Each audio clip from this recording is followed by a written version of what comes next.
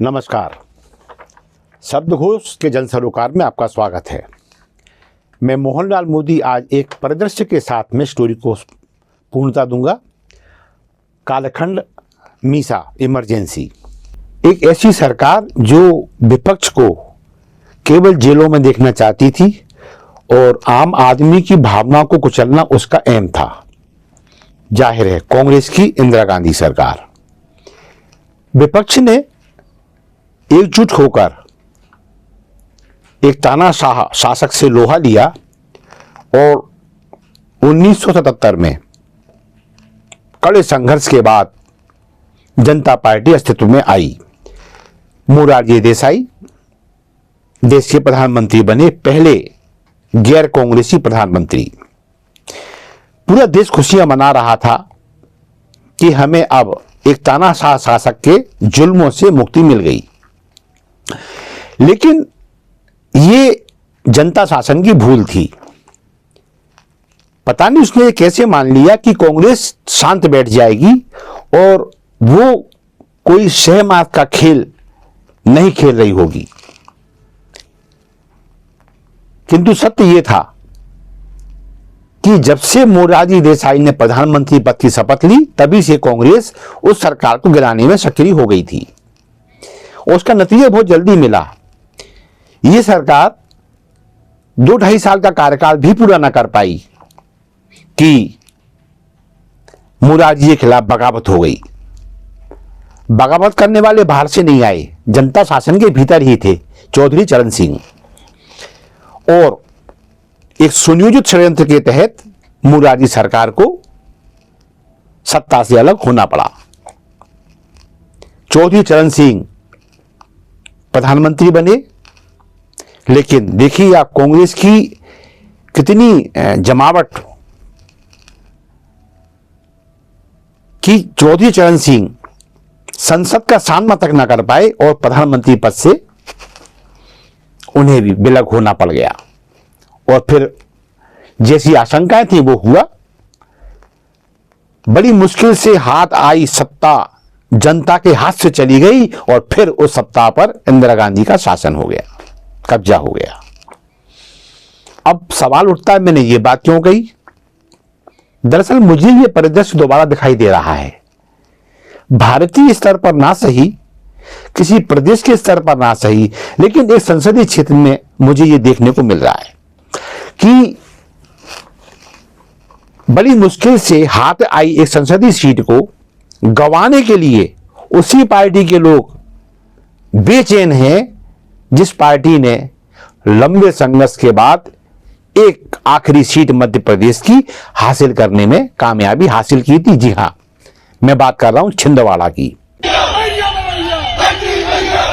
अच्छे ढंग से, हाँ, लेकिन अभी जब ये नारा लगा रहे थे, ये नारंग छिंदवाड़ा को बर्बाद कर, प्लीज नारे लगाना, भारत माता की जय बोल दो, छिंदवाड़ा की जय बोल दो। साला आदमी इतना चढ़ गया कि उतर ही नहीं रहा है।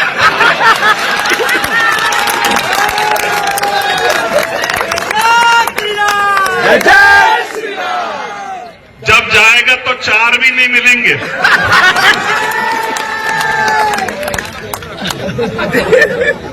छिंदवाड़ा एकमात्र ऐसी सीट है जो कभी जीती ना जा सकी और भाजपा उसे जीतने का हमेशा प्रयास करती रही।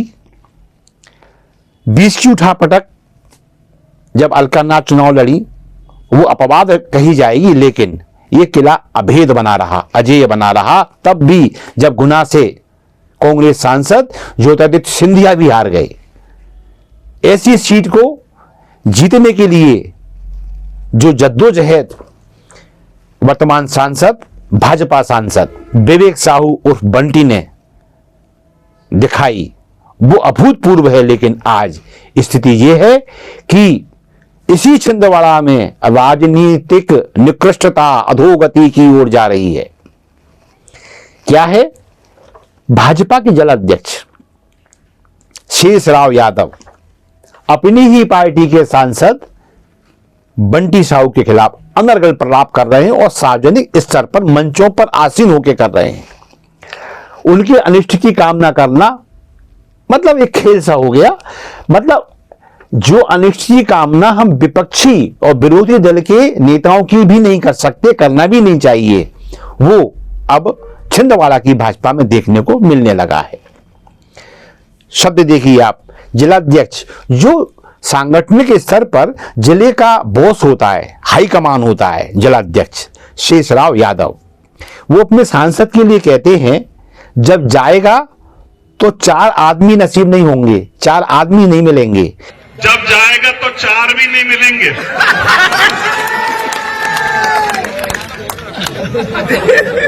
ये हम शायद तब कहते हैं जब हम किसी के मरने की कामना करें और कहें कि इसके जनाजे को तो 4 लोग नसीब नहीं होंगे। ये वहां चीज जा रही है जिसकी बहुत निंदा छिंदवाड़ा नहीं, छिंदवाड़ा में तो होना ही चाहिए, छिंदवाड़ा के बाहर भी हो रही है और विरोधी लोग भी इसे सुनकर अवाक हैं कि अनुशासित लोगों की पार्टी कही जाने वाली भाजपा के जिलाध्यक्ष का ऐसा कथन, ऐसा बयान।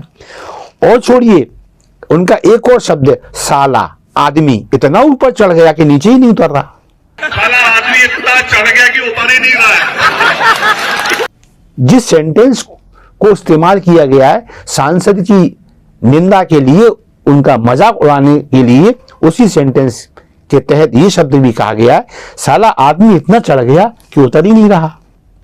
तो कौन है वो जिसका मजाक उड़ रहा है और जो मजाक उड़ा रहा है? तो मैंने जैसा कि कहा, जो उड़ा रहा है मजाक वो शेषराव यादव है, भाजपा के छिंदवाड़ा के जिलाध्यक्ष, और जिसका मजाक उड़ाया जा रहा है वो भाजपा के सांसद हैं विवेक साहू, यानी बंटी साहू।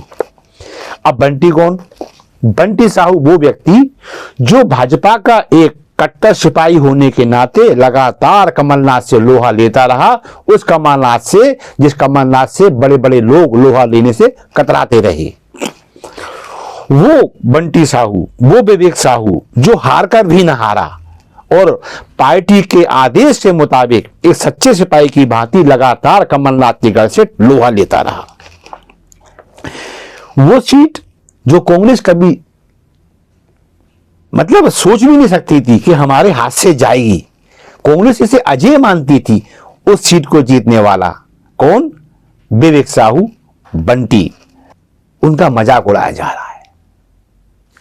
एक किसी संगठन का मंच है, शायद रॉयल क्लब है छिंदवाड़ा का, उसके मंच पे चंद लोग पीछे तालियां बजा रहे हैं और ये जिलाध्यक्ष जो बीजेपी के हैं वो इस तरह की बातें कर रहे हैं। शायद दंभ है, ये दंभ यदुवंशी होने का। क्यों कि मुख्यमंत्री डॉक्टर मोहन यादव हैं, कहते हैं ना, सैया भय कोतवाल तो फिर डर काहे का। क्योंकि इस तरह के अशिष्ट शब्द पहली बात तो संघ और भाजपा में अपेक्षित है ही नहीं, और यदि कोई कहता भी है तो शायद उसे घमंड है इस बात का कि मेरा कोई कुछ नहीं बिगाड़ सकता।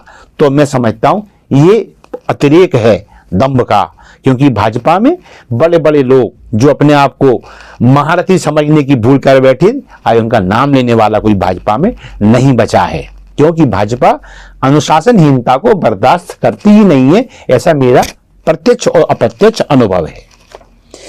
तो सवाल ये उठता है कि ये क्यों हुआ? क्या ये अपने आप हो गया? तो नहीं।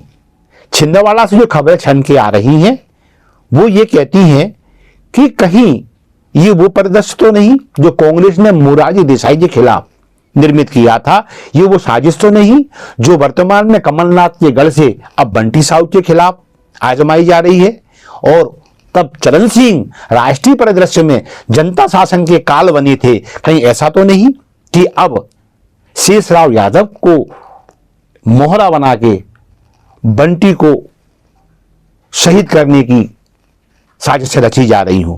क्योंकि शहीद शब्द का मैं इस्तेमाल कर रहा हूं क्योंकि जो शब्द कहा गया है कि जब जाएगा ना तो 4 लोग नहीं मिलेंगे, 4 लोग नसीब नहीं होंगे। तो ये अनिष्ट की कामनाएं हैं, और जब ये चीजें छिंदवाड़ा से छनकर आ रही हैं कि इसमें कहीं कोई सांठ-गांठ तो नहीं है कांग्रेस के साथ, कमलनाथ के साथ, जो इस रूप में सामने आ रही है, और यदि ऐसा है तो भाजपा के लिए अच्छी खबर नहीं है। कम से कम ये तो अच्छी खबर है ही नहीं है कि उसी की पार्टी के जिलाध्यक्ष, उसी की पार्टी के सांसद के खिलाफ इतने गंदे शब्द बोल रहा है। वो पार्टी जहां अनुशासन को महत्व दिया जाता हो, पार्टी विद डिफरेंस। और आज इतने कड़वे, इतने गंदे, इतने निकृष्ट बोल, जितनी आलोचना की जाए उतनी कम है। सांगठनिक स्तर पर एक उच्च स्तरीय जांच की आवश्यकता है और पार्टी को यह पता लगाना चाहिए ये निकृष्टता इतनी आई कहां से, कहीं ये आयातित तो नहीं, कहीं विरोधियों का षड्यंत्र तो नहीं, यदि है तो समय रहते भाजपा को इस मामले में चेतने की आवश्यकता है। मैं मोहनलाल मोदी इसी के साथ आज कार्यक्रम को विराम दूंगा, फिर किसी मुद्दे के साथ आपके सामने आऊंगा। तब तक के लिए आज्ञा दीजिए। नमस्कार, जय हिंद, जय भारत।